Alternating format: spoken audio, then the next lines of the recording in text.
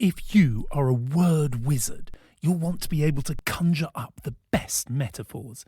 And if you're a top student, you'll need to dissect those metaphors. But why?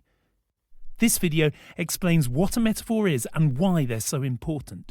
It ends with some famous examples and discusses their effects. A metaphor is a technique that compares one thing to another which is not literally the same as it. The metaphor implies those two things are the same. For example, if I say, "You are a lion," that's not literally true, but I say it to make it sound like you have the qualities of a lion. While we often use the verb to be to create a metaphor, we can also make them in more subtle ways with other verbs. So if I say, "Stop roaring at me," I'm also metaphorically suggesting you're a lion. Humans don't literally roar, lions do. So that's another metaphor. We use metaphors to suggest in a striking and original way the similarity between two different things. So if I call you a lion, I may be implying that you are incredibly strong, or brave, or perhaps terrifying. Metaphors are just about the most creative way humans have of using language.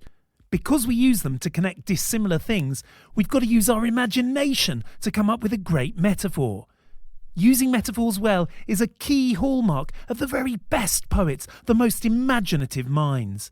If you're great at making metaphors, you'll be able to amaze people with your creativity. Another reason for using metaphors is to make abstract or complex concepts more understandable for people. For example, if I'm trying to explain the concept of an atom, I might use the metaphor of a miniature solar system. In this metaphor, the nucleus of the atom is like the sun at the centre, and the electrons orbit around it like planets.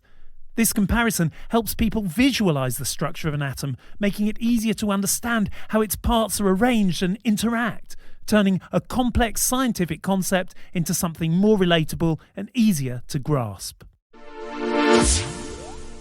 To understand a metaphor, just think about how the comparing object is similar to the main object. Romeo, looking up at the window and seeing his lover, says, "Juliet is the sun." Just think about it.